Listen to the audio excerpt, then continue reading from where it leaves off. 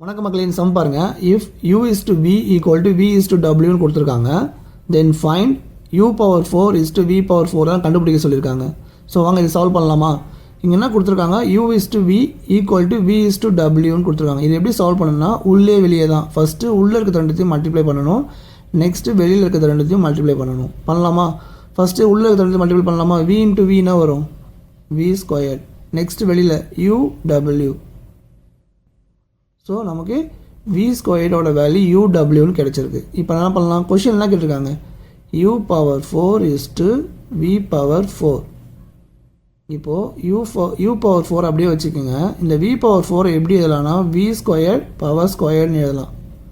ஏன்னா பவரில் இருக்கிறது மல்டிப்ளை பண்ணாலும் v power 4 தான் கிடைக்கும். ஸோ நான் இந்த மாதிரி பிரித்து எழுதிட்டேன். ஏன் இது மாதிரி நான் பிரித்து எழுதியிருக்கேன் அப்படின்னா, இங்கே v ஸ்கொயர் நமக்கு வேணும். ஏன்னா v ஸ்கொயர் வேல்யூ நமக்கு தெரியும். இது எதுவுமே இங்கே சப்ஸ்டியூட் பண்ணணும். பண்ணலாமா?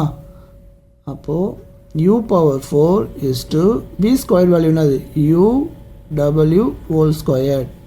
அப்போது u power 4 is to இது பாருங்கள் சப்ஸ்டியூட் பண்ணுங்கள், ஸ்கொயர் உள்ளே கொண்டு வாங்க, u ஸ்கொயர் w ஸ்கொயர் வந்துடுமா? இதில் இந்த சைடு u ஸ்கொயர் கேன்சல் பண்ணிடலாம். இதில் u power 4 இருக்குது. அப்போது இதில் 2 கேன்சல் ஆகிடும். இதில் மொத்தமாக u ஸ்கொயர் கேன்சல் ஆகிடும். இதில் ஸ்கொயர் இதில் பவர் 4ல் 2 மட்டும் கேன்சல் ஆகும். அப்போ இங்கே மீதி என்ன இருக்குன்னா u squared is to w square. So இதோட கரெக்டான வேல்யூ என்னன்னு பார்த்தீங்கன்னா இதுதான், u squared is to w square. இது ஆப்ஷனில் எங்கே இருக்குது? ஆப்ஷன் பி தான் இதுக்கு கரெக்டான ஆன்சர். ஸோ இந்த மாதிரி சம்ஸ் கேட்டாங்கன்னா கொஞ்சம் கேர்ஃபுல்லாக சால்வ் பண்ணுங்கள். ரொம்ப ஈஸி தான் இது. இந்த மாதிரி உங்களுக்கு நிறைய சம்ஸ் வேணும்னா மறக்காம சேனலை ஃபாலோ பண்ணிங்க. நன்றி மக்களே.